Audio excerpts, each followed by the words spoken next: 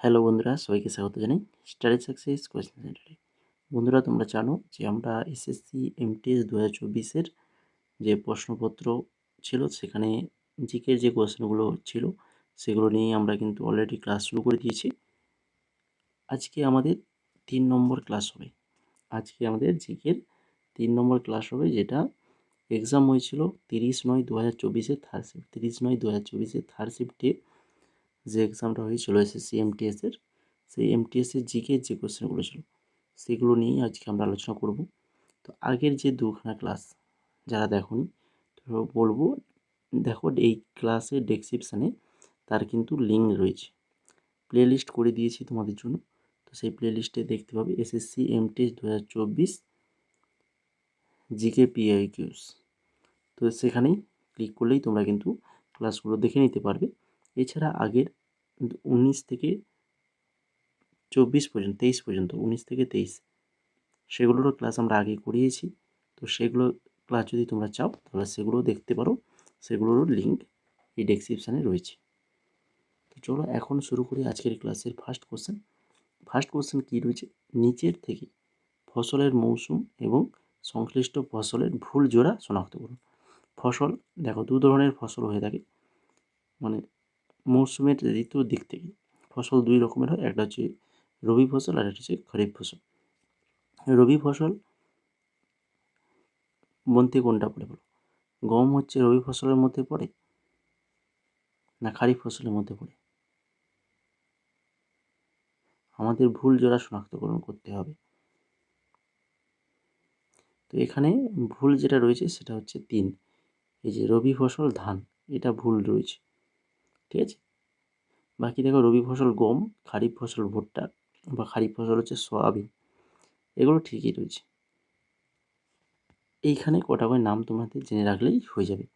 খারিফ ফসলের উদাহরণ যেগুলো তোমাদের জানতে হবে সেগুলো হচ্ছে ধান, তুলা, ভুট্টা, আখ, হলুদ, মটর, সয়াবিন, এইগুলো। আর রবি ফসল কোনগুলো না, হচ্ছে গম, বার্লি, ওট, ছোলা, মটর, এগুলো হচ্ছে রবি ফসল। এই কটা নাম তোমাদেরকে জেনে রাখলেই হয়ে যাবে। তারপরে চলে যাও 2 নম্বর কোশ্চেন। আর মুথু কান্নামাল যিনি 2022 সালে পদ্মশ্রী পুরস্কার পেয়েছিলেন, তো তিনি একজন ড্যাশ নর্তক। বলো, তোমাদের এইভাবে কোশ্চেন আসবে যে আর মুথু কান্নামাল ইনি কোন নৃত্যের সাথে যুক্ত, ঠিক আছে। এই রকমই কোশ্চেন কিন্তু তোমাদের আসবে। তো এটা সঠিক অ্যান্সার হবে হচ্ছে অপশান নাম্বার 2, সাদির নৃত্যের সাথে যুক্ত। তো এইরকমই নৃত্য থেকে কিন্তু কোশ্চেন তোমাদের জন্য মাস্ট। নৃত্যর জন্য তোমাদের মানে নৃত্য থেকে কোশ্চেন আসবেই আসবে। তো নৃত্য নিয়েও আমরা ক্লাস করাবো, টপিক ওয়াইজ তোমাদের ক্লাস করাবো। এখন প্রিভিয়াসের চলছে, প্রিভিয়াসের শেষ হলে টপিক ধরবো। 3 নম্বর কোশ্চেন দেখো, একজন ব্যক্তির বডি মাস ইন্ডেক্স অর্থাৎ বিএমআই যার ফুল ফর্ম কি, বডি মাস ইন্ডেক্স, তো গণনা করুন যার ওজন 50 কেজি আর উচ্চতা হচ্ছে 1.5 মিটার। এটা কিভাবে গণনা করবে না, এর একটা সূত্র আছে, বিএমআইয়ের সূত্র, তোমরা নিশ্চয়ই সবাই পড়েছো। সেই সূত্রটা কি না, হচ্ছে বিএমআই সমান হচ্ছে ওজন বাই উচ্চতা স্কোয়ার। এখানে ওজনটা থাকবে অবশ্যই কেজিতে আর উচ্চতাটাকে অবশ্যই থাকতে হবে মিটারে। তো এই যদি মানটা এই সূত্রে যদি বসিয়ে দেওয়া হয় তাহলে তখন মানটা কত আসবে? তাহলে ওজনটা এখানে 50 কেজি দেওয়া রয়েছে, তাহলে 50 বাই উচ্চতা কত দেওয়া রয়েছে না 1.5 মিটার, তাহলে 1.5 মিটার স্কোয়ার করে দিলে মানটা আসবে হচ্ছে কত আসবে, এই 16.6 কেজি পার মিটার স্কোয়ার। এটা 16.6 কেজি, এটা একটু মানটা বের করে নিচ্ছি আমি, দাঁড়াও। 50 1.5 15 225, আচ্ছা এটা আসবে এই 22.2, ঠিক আছে, 22.2 কেজি পার মিটার স্কোয়ার। এটা আসবে অপশান নাম্বার 2 হয়ে যাবে সঠিক অ্যান্সার। তারপরে দেখো 4 নম্বর কোশ্চেন, নিচের কোনটি ভারতীয় লোকনৃত্য? ভারতীয় লোকনৃত্য কোনটা? ভারতীয় লোকনৃত্য বলেছে, ঠিক আছে, লোকনৃত্য, তো সেটা হচ্ছে বিহু। বিহু কিন্তু আমাদের ভারতের লোকনৃত্য। এটা কোথায় না, আছে আসাম রাজ্য। এটাও ভালো করে মনে রাখো, আসামের বিখ্যাত নৃত্য বিহু নৃত্য। এছাড়া আর বাকি যে নৃত্যগুলো রয়েছে 8টা কিন্তু আমাদের শাস্ত্রীয় নৃত্য রয়েছে। ভারতীয় শাস্ত্রীয় নৃত্য যেগুলো রয়েছে সেগুলো দেখো, ভারতনাট্যম, কত্থক, কথাকলি, কুচিপুড়ি, মণিপুরি, ওড়িশি, সত্রিয়া আর হচ্ছে মোহিনীঅট্টম। প্রত্যেকটা সাইডে আমরা রাজ্য লিখে দিয়েছি, কোন রাজ্যের কোন নৃত্য। এগুলো কিন্তু এক্সামে ভেরি ভেরি ইম্পর্ট্যান্ট, এক্সামে আসে। ঠিক আছে। সাত্রিয়া, এটা হচ্ছে আসাম। কেরালার মোহিনীআট্টম বা কথাকলি। আসামের সাত্রিয়া, উড়িষ্যার হচ্ছে ওড়িশি, মণিপুরের মণিপুরি, অন্ধ্রপ্রদেশের কুচিপুড়ি, উত্তরপ্রদেশের কত্থক, তামিলনাড়ুর ভরতনাট্যম। তো একদম ভালোভাবে জেনে রাখতে হবে, এমটিএসের এক্সাম দিতে গেলে এইটা কিন্তু ভালোভাবে তোমাদেরকে মাথায় নিয়ে যেতে হবে। তারপরে দেখো 5 নম্বর কোশ্চেন, বিখ্যাত হিন্দি উপন্যাস মহিলা আঁচল। মহিলা আঁচল লিখেছেন কি? এটা কে লিখেছেন? এটা লিখেছেন অপশান নাম্বার 3 ফণীশ্বরনাথ রেণু। ফণীশ্বরনাথ রেণু লিখেছেন মহিলা আঁচল। তারপরে দেখো মেগালিথ। মেগালিথ শব্দটি এসেছে দুটি ড্যাশ শব্দ থেকে। মেগাস অর্থ হলো মহান, আর লিথাস অর্থ হলো পাথর। বলো মেঘালিথ, এই যে শব্দটি এসেছে দুটো গ্রিক শব্দ, থেকে এসেছে। ঠিক আছে। যেখানে মেগাসটা হচ্ছে অর্থ হচ্ছে মহান, আর লিথাস মিলে মেগালিথ হয়েছে। এখান থেকে যেটা আমরা ছোটোবেলা থেকে পড়ে শিখি, ইতিহাসে পড়েছি যে মেগালিথ বললে কি, মেগালিথটা কি, এটা কিন্তু মানে আমাদের 6-7 মানে ইম্পর্টেন্ট ছিল যে মেগালিথ কি না, মেগালিথ হচ্ছে বড় পাথরের সমাধি। এটাই তো খুবই ইম্পর্টেন্ট একটা কোশ্চেন ছিল। তো সেখানে দেখো মেগালিথ বড় পাথরের কাঠামোকে বোঝায়, যেগুলি সমাধিস্থল বা স্মারক স্থান হিসেবে চিহ্নিত হয়েছিল। তারপরে দেখো 7 নম্বর কোশ্চেন, হিন্দু মন্দির হিংলাজ মাতা এবং কাটা স্বরাজ ভারতের কোন প্রতিবেশী দেশে অবস্থিত? হিন্দু মন্দির হিংলাজ মাতা এবং কাটা স্বরাজ ভারতের কোন প্রতিবেশী দেশে অবস্থিত? তো এই দুটো হিন্দু মন্দির রয়েছে হচ্ছে ভারতের প্রতিবেশী দেশ পাকিস্তানে রয়েছে। তারপর দেখো 8 নম্বর কোশ্চেন, গণেশ রথ। গণেশ রথ হলো ড্যাশের সেরা একশিলা মন্দিরগুলির মধ্যে একটি। গণেশ রথ এটা হচ্ছে মহাবলীপুরমের সেরা একশিলা মন্দিরগুলির মধ্যে একটি। এই গণেশ রথ ভারতের কোথায় রয়েছে না, সে তামিলনাড়ু রাজ্যে রয়েছে, এটাও মনে রাখো। তারপর দেখো 9 নম্বর, জ্যোতিবা ফুলে কোন রাজ্যের বাসিন্দা? জ্যোতিবা ফুলে ইনি হচ্ছেন মহারাষ্ট্র রাজ্যের বাসিন্দা জ্যোতিবা ফুলে। জ্যোতিবা ফুলে সত্যশোধক সমাজ সংগঠন প্রতিষ্ঠা করেছেন, এটাও তো তোমরা জানো, ভেরি ভেরি ইম্পর্টেন্ট, বারবার এক্সামে আসে, এমটিএস 2023-এও এসছে এটা। তারপরে দেখো 10 নম্বর কোশ্চেন, 27শে অক্টোবর 2019-এ দুষ্যন্ত চৌতালা নিচের কোন রাজ্যের উপমুখ্যমন্ত্রী হিসেবে শপথ নেন? 27শে অক্টোবর 2019-এ দুষ্যন্ত চৌতালা ইনি হরিয়ানার উপমুখ্যমন্ত্রী হিসেবে শপথ নেন। আর তোমরা যারা ক্লাসটাকে এখনও লাইক করোনি, সবাইকে বলবো তোমাদের অ্যাটেন্ডেন্সটা অবশ্যই দিয়ে যাও লাইকের মাধ্যমে, এবং তার সাথে কমেন্ট করে জানাও ক্লাসটা কেমন লাগছে। আগের ক্লাসগুলো তোমরা যদি দেখে থাকো তাহলে বলো যে ক্লাসগুলো কেমন হচ্ছে। তো এই ধরনের পরবর্তী আমরা ক্লাস কিন্তু একের পর এক নিয়ে আসবো তোমাদের জন্য। এই প্রিভিয়াস ইয়ার কমপ্লিট করব, তারপরে কিন্তু আমি বলেছি টপিক ধরবো। আগে প্রিভিয়াস ইয়ার হয়ে যাক, এখন প্রথম 25খানা করে কোশ্চেন আলোচনা হবে, তারপর আমরা 50খানা করে কিন্তু আলোচনা করব। ঠিক আছে। কোশ্চেন সমস্ত প্রিভিয়াস ইয়ারের 2024-এর যতগুলো শিফট হয়েছিল প্রত্যেকটা শিফটই আলোচনা করা হবে। আর তোমরা যারা আমাদের প্রিভিয়াস ইয়ারের পিডিএফ পারচেজ করোনি, যদি করতে চাও তাহলে অবশ্যই এই যে হোয়াটসঅ্যাপ নাম্বার দেখতে পাচ্ছ, এই হোয়াটসঅ্যাপ নাম্বারে মেসেজ করবে। ঠিক আছে। যদি প্রিভিয়াস ইয়ার এমটিএসের জন্য আমরা এই 4খানা পিডিএফ তৈরি করেছি, এই 4খানা পিডিএফ তোমরা যদি পারচেজ করতে চাও তাহলে হোয়াটসঅ্যাপ নাম্বারে হাই লিখে মেসেজ করো, এবং পারচেজ করলেই কিন্তু তোমাদেরকে আমাদের প্রাইভেট টেলিগ্রাম গ্রুপে জয়েন করানো হবে। স্পেশালি এমটিএস 2025-এর জন্য সেই গ্রুপটা তৈরি করা হয়েছে, যেখানে সকল ইম্পর্টেন্ট নোটস কিন্তু প্রোভাইড করা হবে। ঠিক আছে। সকল ইম্পর্টেন্ট নোটস মানে প্রত্যেকটা সাবজেক্টের 4টা সাবজেক্ট রিজনিং, ম্যাথ, ইংলিশ এবং জিকে, প্রত্যেকটার টপিকেরই নোটস এখানে দেওয়া হবে যদি তোমরা আমাদের এই পিডিএফগুলো পারচেজ করো। এইখানে তার প্রাইসগুলো দেখতে পাচ্ছ, তোমাদের ইচ্ছা যেটা তোমরা নিতে পারো। এবার চলে যাও 11 নম্বর কোশ্চেনে। 11 নম্বর কোশ্চেন কোথায় রয়েছে দেখো, 11 নম্বর কোশ্চেন এখানে কী রয়েছে দেখো, প্রাচীন সংস্কৃত পাঠ শেখানোর জন্য 1791 সালে হিন্দু কলেজ কোথায় স্থাপিত হয়েছিল? প্রাচীন সংস্কৃত পাঠ শেখানোর জন্য 1791 সালে হিন্দু কলেজ কোথায় স্থাপিত হয়েছিল?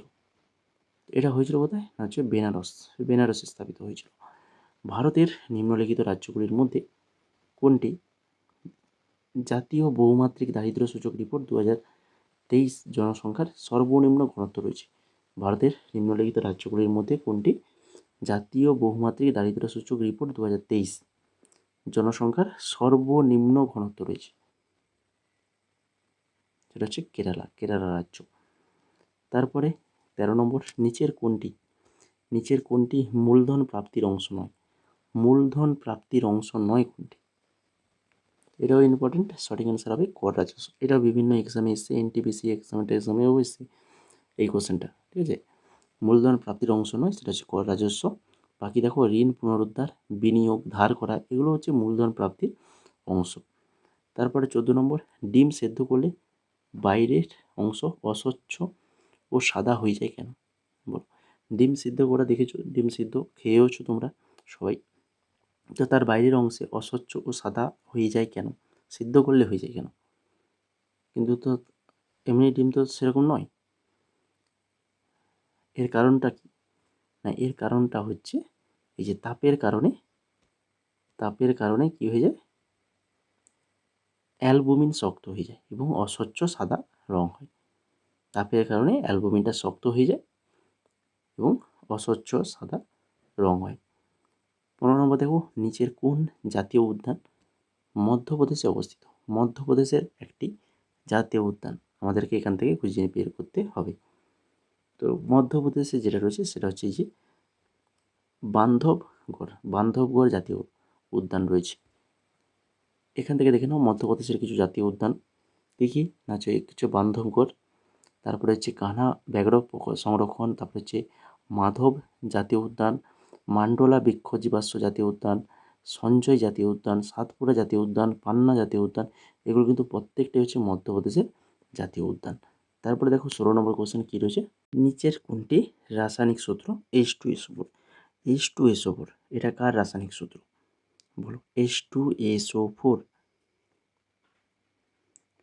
এটা হচ্ছে সালফুরিক অ্যাসিড, তাই তো। H2SO4 কাকে বলে? Sulphuric acid, hydrogen sulphate. H2SO4 আণবিক ভর হচ্ছে 98, এটাও মনে রাখো।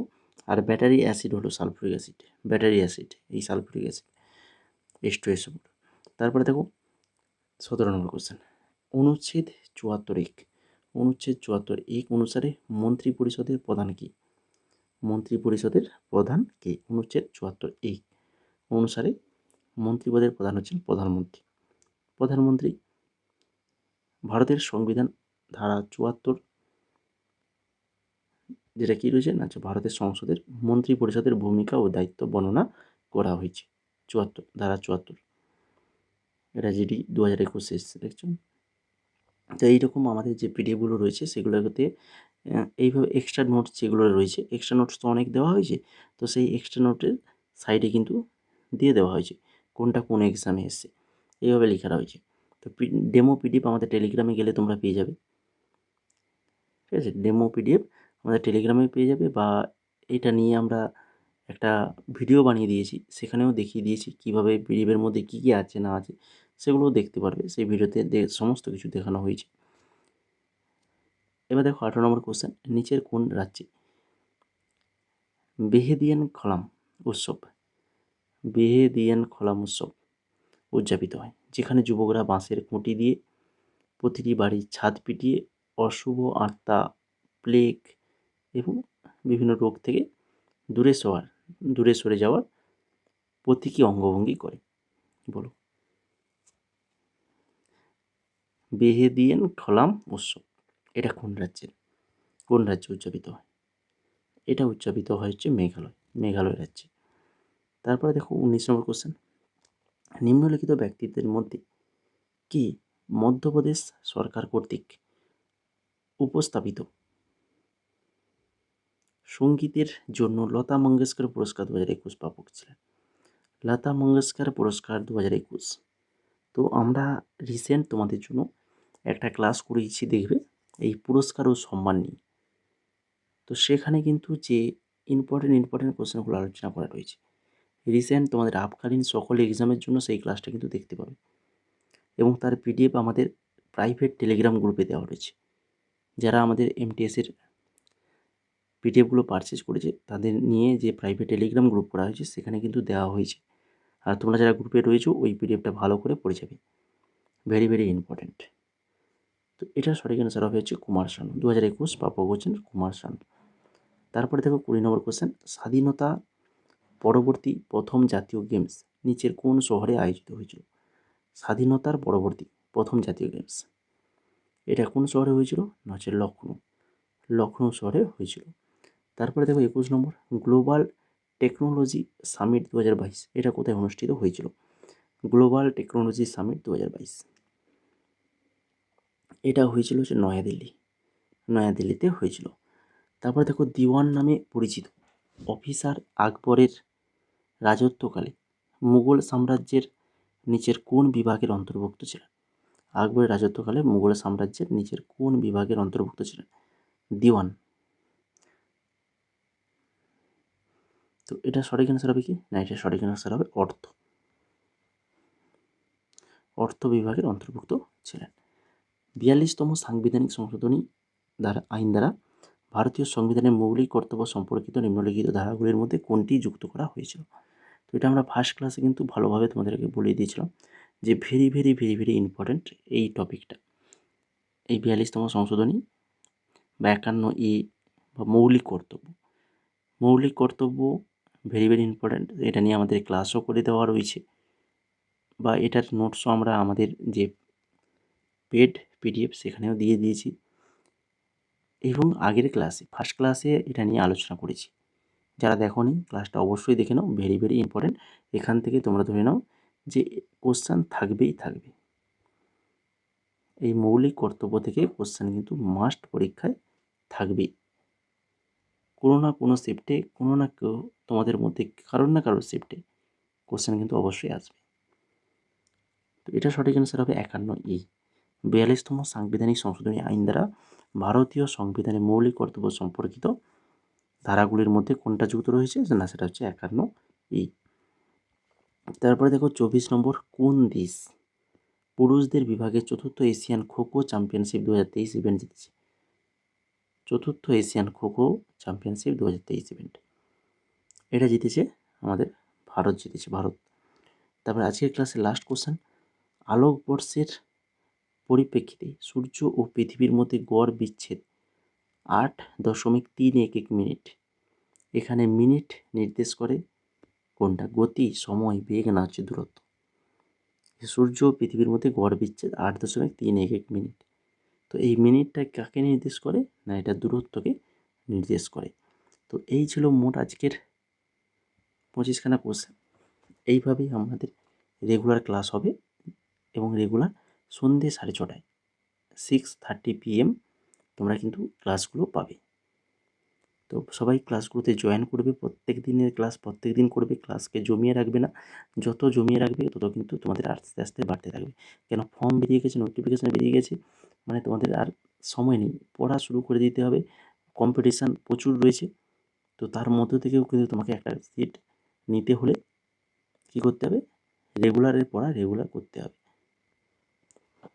তো যদি আজকের ক্লাসটা ভালো লেগে থাকে তো অবশ্যই বলবো তোমরা ক্লাসটা লাইক করে ফেলো, এবং তারই সঙ্গে তোমাদের বন্ধুদের মাঝে শেয়ার করো যারা এই ধরনের কম্পিটিটিভ এক্সামের জন্য প্রিপারেশান নিচ্ছে।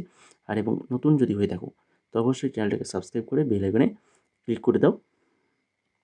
আর এমটিএসের এই 4খানা পিডিএফ, কারেন্ট অ্যাফেয়ার, স্ট্র্যাটেজিকে, প্রিভিয়াস ইয়ার 2019 থেকে 24 জিকে পাবে 6200+ MCQ উইথ এক্সট্রা ডিটেলস। ঠিক আছে, অনেক এক্সট্রা ডিটেলস দেওয়া রয়েছে পিডিএফে। তাছাড়া ইংলিশও রয়েছে, ইংলিশে 2000 MCQর ইংলিশ পিডিএফ রয়েছে, এই 4খানা পিডিএফ রয়েছে। বা সিএইচএসের পিডিএফ যদি কেউ পারচেজ করতে চাও, 2300খানা MCQ উইথ এক্সট্রা ডিটেলস দিয়ে এই 2300 পিডিএফটা তৈরি করা হয়েছে। তো এগুলো যদি কেউ পারচেজ করতে চাও তো অবশ্যই আমাদের হোয়াটসঅ্যাপ নাম্বার রয়েছে, তো সেই হোয়াটসঅ্যাপ নাম্বারে মেসেজ করো। এই হচ্ছে তোমরা যে পিডিএফটা নেবে তার প্রাইস এখানে দেওয়া রয়েছে, 4খানা কম্বো আমরা করেছি। এই 4খানা তোমাদের যেটা পছন্দ সেটা নিতে পারো। তো তার জন্য এই হোয়াটসঅ্যাপ নাম্বারে তোমাদেরকে হাই লিখে মেসেজ করতে হবে, ঠিক আছে?